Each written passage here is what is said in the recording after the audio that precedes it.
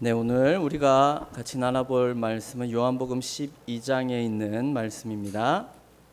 요한복음 12장 20절로 33절까지 우리 한 절씩 교독하겠습니다. 요한복음 12장 20절로 33절까지 우리 한 절씩 교독하겠습니다. 제가 가진 성경은 신약성경 167페이지에 있습니다. 네, 우리 20절부터 한 절씩 교독하겠습니다. 명절에 예배하러 올라온 사람 중에 헬라인 몇이 있는데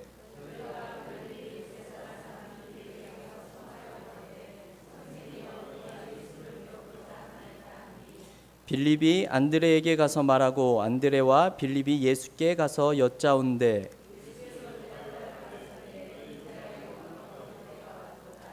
내가 진실로 진실로 너희에게 이르노니 한 알의 밀이 땅에 떨어져 죽지 아니하면 한 알 그대로 있고 죽으면 많은 열매를 맺느니라.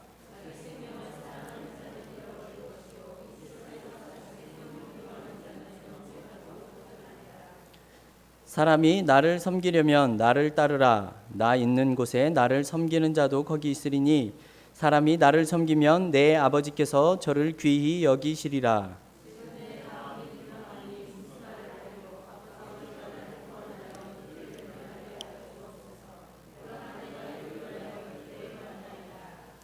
아버지여 아버지의 이름을 영광스럽게 하옵소서 하시니 이에 하늘에서 소리가 나서 가로되 내가 이미 영광스럽게 하였고 또다시 영광스럽게 하리라 하신대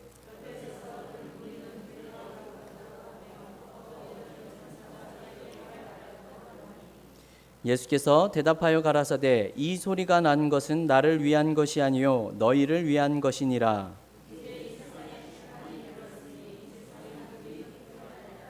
내가 땅에서 들리면 모든 사람을 내게로 이끌겠노라 하시니 이렇게 말씀하심은 자기가 어떠한 죽음으로 죽을 것을 보이심이로라. 아멘. 네, 오늘은요 영광을 돌리는 예수님이라는 제목으로 주님 앞에서 말씀을 전하도록 하겠습니다. 네, 오늘은 먼저 한 배우의 이 수상 소감을 먼저 좀 소개를 해드리고 싶습니다. 2005년도에 청룡 영화상에서 너는 내 운명이라는 영화로 나무주연상을 받은 이 황정민 씨의 수상 소감이 그 당시에 굉장히 큰 화제가 되었었습니다. 그 내용을 조금 소개해 드리려고 합니다. 감사합니다. 저한테도 이런 좋은 상이 오는군요. 우선 매번 마음속으로 감사드리고 밖으로는 표현 못했는데 하나님께 제일 먼저 감사드립니다. 솔직히 저는 항상 사람들한테 그래요. 일개 배우 나부랭이라고. 왜냐하면 60여 명 정도 되는 스태프들과 배우들이 멋진 밥상을 차려놓아요. 그러면 저는 그냥 맛있게 먹기만 하면 되는 거거든요. 그런데 스포트라이트는 제가 다 받아요. 그게 정말 죄송스러워요. 이런 내용들이었습니다. 아마 다들 기억을 하실 것 같습니다. 이 수상소감 이후에 이 많은 방송에서도 이 수상소감이 패러디가 되고 소개가 될 만큼 그 당시에 굉장히 유명했었던 그러한 밥상 소감이라고 이야기를 합니다. 그런데 이러한 소감, 이러한 부분들이 한마디로 말씀드리면 우리가 바라는 그런 신앙생활의 모습은 아닌가 하는 생각이 들었습니다. 굳이 방송이 아니더라도 사람들 앞에서 이러해서 하나님께 영광을 돌립니다 라고 말하는 것이죠. 이러한 상을 받게 해주셔서 또 이러한 좋은 일이 있게 해주셔서 하나님께 영광을 돌립니다 이런 고백을 우리는 원하는 그런 삶을 바라는 것 같습니다. 물론 이러한 모습이 틀렸다라고 말씀을 드리는 것은 아닙니다. 우리는 분명히 이러한 것으로도 하나님의 이름을 높일 수 있고 하나님께 영광을 돌릴 수 있음은 틀림없습니다. 하지만 이 시간에 생각을 해봤으면 하는 것은요, 하나님께 정말 영광을 돌린다라는 것이 무엇인가 하는 점입니다. 만약 이러한 상을 우리가 받지 못하면, 쉽게 말해서 좋은 일들이 일어나지 못한다면 하나님께 영광을 돌릴 수는 없는 것인가 네, 이러한 생각을 해봤으면 좋겠습니다.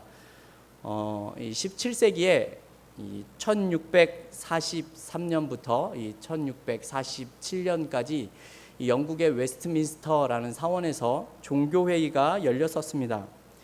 이 회의 중에 작성된 이 장로교회의 그 신앙 고백서와 대요리문답과 소요리문답이 있습니다. 여기서 대요리문답은 이 설교자들이 강단에서 교리를 체계 있게 선포하기 위해서 어른들을 위해서 만든 문답서입니다. 대요리라는 말은 큰 교리라는 뜻입니다. 그리고 소요리 문답은 어린이들에게 체계적으로 교리 교육을 시키기 위해서 만들어진 것을 소요리 문답이라고 합니다. 그 소요리 문답에 있는 내용을, 그 일문에 있는 내용을 조금 살펴보고자 합니다. 혹시 PPT가 만들어졌나요? 네, 우리 일문이라고 나오죠. 사람의 제일 되는 목적은 무엇입니까? 우리 답을 같이 한번 읽어보겠습니다. 사람이 제일 되는 목적은 하나님을 영화롭게 하는 것과 영원토록 그를 즐거워하는 것이다. 네, 이렇게 이야기를 합니다. 이 일문에서 하나님을 영화롭게 하는 것은 우리가 한마디로 얘기를 하면 하나님께 영광을 돌리는 것이라고 말할 수 있습니다. 그리고 즐거워하는 것은 하나님께 영광을 돌리는 것을 우리가 즐거워한다라는 뜻입니다. 이 질문의 답은 우리가 24시간 항상 성경을 보고 찬송하고 기도하면서 지내야 하는 것을 말하고 있는 것은 아닙니다. 우리의 일상생활 가운데 그 중심에 하나님께서 원하시는 그 뜻을 행하는 것에 있는 것이지요. 우리의 생각과 행동이 하나님을 즐거워하고 기뻐할 수 있어야 한다라는 겁니다. 이것이 하나님께 영광을 돌리고 하나님을 즐거워하는 것이라고 소요리 문답에서 이야기를 합니다. 그렇다면 이 소요리 문답 이문 또한 우리가 알 필요가 있습니다. 이문 또한 이문을 좀 보여주십시오. 문제를 제가 읽겠습니다. 어떻게 하나님을 영화롭게 하고 그를 즐거워할 것인지를 지시하기 위하여 하나님께서 우리에게 주신 규칙은 무엇입니까? 우리 답을 같이 한번 읽어보겠습니다. 신구약 성경에 기록된 하나님의 말씀은 우리가 어떻게 하나님을 영화롭게 하고 그를 즐거워할 것인지를 지시하는 유일한 규칙입니다. 아멘. 네, 우리가 하나님을 영화롭게 하고 그분을 즐거워하는 삶을 살아갈 수 있는 방법이 무엇이라고 이야기를 합니까? 신구약 성경이라고 말을 합니다. 한마디로 말씀을 통하여서 우리가 하나님께 영광을 돌리고 그분을 즐거워할 수 있다라는 뜻이지요. 이문의 답에서 말씀대로 사는 것이 유일한 규칙이다 이렇게 말을 합니다. 여러분, 규칙은 꼭 지켜야만 하는 것이지요. 다른 방법으로는 안 된다라는 뜻이지요. 결국 우리가 하나님께 영광을 돌릴 수 있는 유일한 길이 무엇이냐 하면 말씀대로 살아가는 것, 그것을 즐거워해야 한다라는 겁니다. 이러한 생각을 가지고 오늘 말씀인 23절에 있는 말씀을 우리가 같이 한번 읽어봤으면 좋겠습니다. 23절을 우리 같이 읽겠습니다. 예수께서 대답하여 가라사대 인자의 영광을 얻을 때가 왔도다. 아멘. 여기서 여러분 영광이 뜻하는 바가 무엇일까요? 유대인들에게 왕으로 인정을 받는 것일까요? 여러분, 그렇지가 않습니다. 로마 황제에게 상을 받는 것을 뜻하는 것도 아닙니다. 이 말씀에서 영광이 의미하는 것은 우리가 잘 알고 있듯이 바로 십자가의 죽음을 말하고 있습니다. 죽음과 부활로 인해서 얻어지는 그 구원을 말하는 것이 바로 인자가 받을 영광이라고 지금 말씀하고 있는 것이죠. 어쩌면 우리가 생각하는 영광과 다를 수 있을 것 같습니다. 하지만 제자들도 기대하고 있었던 영광이 그런 영광은 아니었었던 것 같습니다. 제자들도 예수님은 로마 황제와 같이 정치적이면서도 한편으로는 그런 제왕적인 왕을 바라고 있었던 것 같습니다. 그래서 이들은 이 예수님의 우편과 좌편에 서고자 했었습니다. 이러한 기대를 가지고 있는 것이 바로 제자들의 영광이었지요. 하지만 예수님께서 올려드린 영광은 이 제자들의 방식과는 달랐습니다. 그 첫 번째 방식이 무엇이라고 이야기를 합니까? 본문을 보면 하늘의 미랄의 방식이었습니다. 24절 말씀을 우리 같이 한번 읽어보겠습니다. 내가 진실로 진실로 너희에게 이르노니 한 알의 땅에 떨어져 죽지 아니하면 한 알 그대로 있고 죽으면 많은 열매를 맺느니라. 아멘. 예수님께서 받으시는 영광은, 예수님께서 돌리실 그 영광은 바로 땅에 떨어져서 죽는 그 미랄의 방식이셨습니다. 미리 땅에 떨어져 죽는 방식은 예수님의 그 십자가의 죽음을 잘 묘사하고 있는 부분입니다. 십자가에서의 예수님의 죽음은 가장 낮은 방식의 죽음이지요. 그리고 그 한 알의 밀로 인해서, 그 예수님의 죽음으로 인해서 많은 열매가 맺어지게 되는 것입니다. 그 십자가의 영광이 우리에게 생명이 된 것입니다. 그리고 예수님의 영광은 25절에서도 나타나고 있습니다. 제가 읽겠습니다. 자기의 생명을 사랑하는 자는 잃어버릴 것이요 이 세상에서 자기의 생명을 미워하는 자는 영생하도록 보존하리라. 여기에서 예수님은 그를 믿는 자들이 지켜야 할 원리가 무엇인지 말씀을 하고 있습니다. 예수님의 좌편과 우편에 앉고자 하는 모습이 아니라 희생의 원리였습니다. 자신의 생명을 사랑하는 그러한 방식이 아니라 하늘의 밀이 되는 방식으로 살아가라라는 뜻입니다. 예수님의 방식은 자신을 아끼고 자신을 위해서 살아가는 자들의 방식이 아닙니다. 자신의 생명을 미워한다는 말은 자신을 포기하는 것과 같지요. 자신을 포기하는 모습으로 살아가는 자들을 여러분, 이 세상이 어떻게 감당할 수 있겠습니까? 여러분, 이것이 바로 예수님의 방식이었습니다. 26절의 말씀을 제가 한번 읽겠습니다.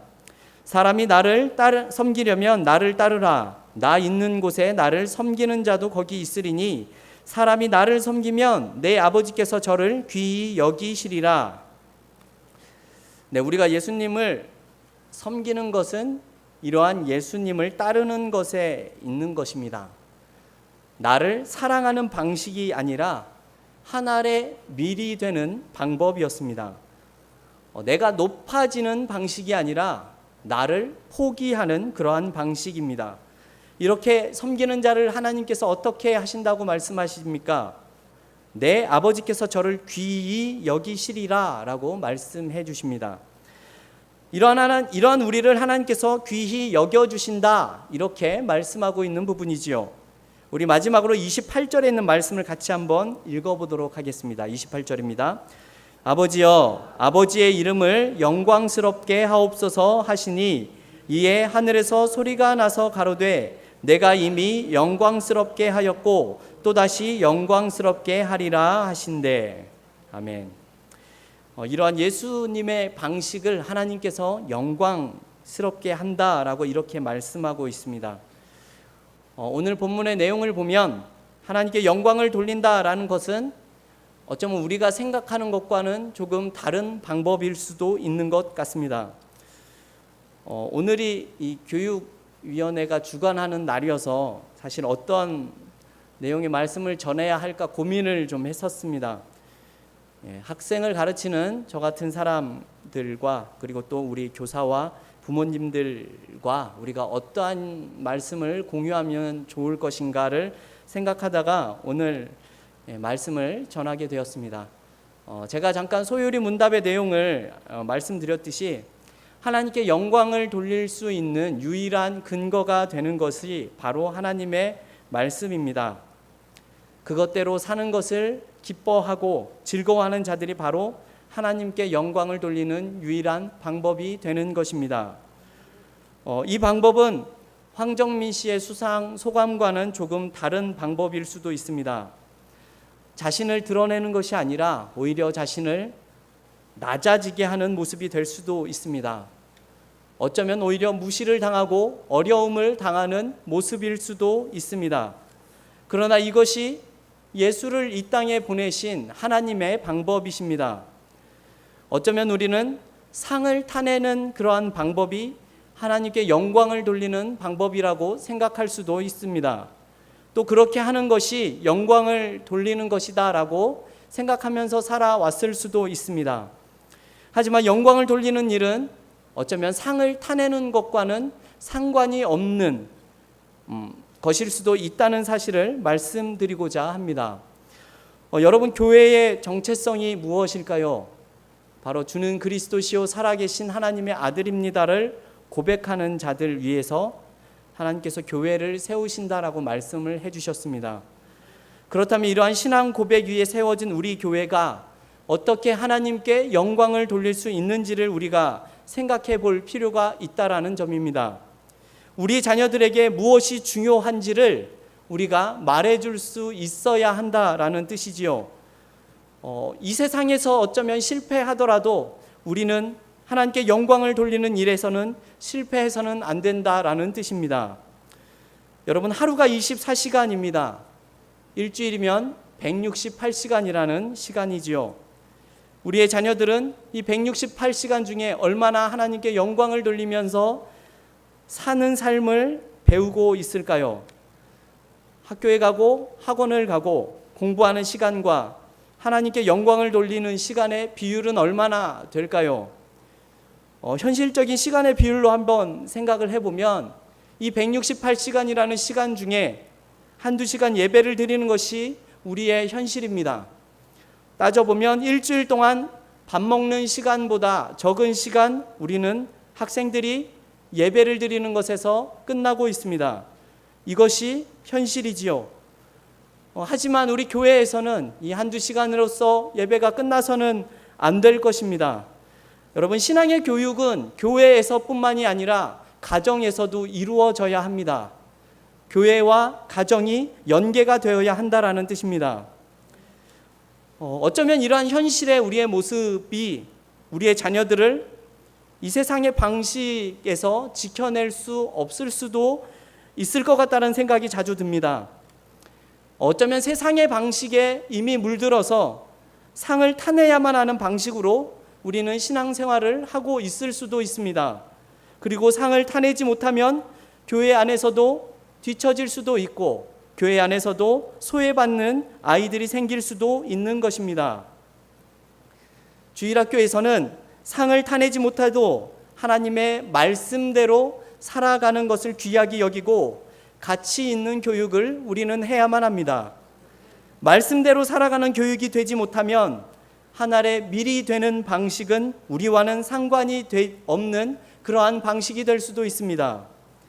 교회, 즉 주는 그리스도시요 살아계신 하나님의 아들임을 고백하는 이런 교회는 하나님의 말씀이 증거가 되는, 근거가 되는 방식으로 영광을 돌릴 수 있어야 한다라는 뜻입니다. 우리가 다음 세대에 물려줄 수 있어야 할 방식이 바로 상을 타내는 방식보다는 하늘의 밀이 되는 방식이 되어야 합니다. 상을 타내는 유산보다는 하나님의 말씀이 근거가 되는 영적인 유산을 물려줄 수 있어야 한다라는 말입니다. 여러분, 우리 강단 위편에 보면 현수막이 걸려 있죠. 담임 목사님께서 올해 표어로 무엇을 만드셨습니까? 무엇으로 회복되는 건강한 교회라고 써 있죠. 네, 말씀으로 회복되는 교회라고 써 있습니다. 여러분, 이것처럼 우리의 말씀이 우리를 회복시킬 수 있고 우리가 이 땅에서 살아갈 유일한 근거가 될 수 있다라는 점입니다. 여러분, 이제 당장 다음 주 월요일, 화요일부터 유아부, 유치부의 성경학교가 시작이 됩니다. 그리고 그 다음 주에는 계속해서 우리 교회가 수련회와 캠프를 준비하고 그러한 일들을 감당해야만 합니다. 우리에게 맡겨진, 우리가 앞으로 감당해야 될 이 여름 사역이 하나님의 말씀이 근거가 되어져서 영광을 돌릴 수 있는 그런 복된 시간이 되어졌으면 좋겠습니다. 우리 주일학교가 하나님의 말씀이 기초가 되어져서 하나님을 기뻐하고 즐거워하는 삶을 살아가는 주일학교가 되어졌으면 좋겠습니다. 이 일에 부름받은 우리 우이제일교회 성도들은 하나님의 말씀이 기초가 되어지고 하나의 밀이 되어지는 방식을 두려워하지 않는 이 땅 위에 구별된 교회가 될 수 있기를 주님의 이름으로 소망합니다.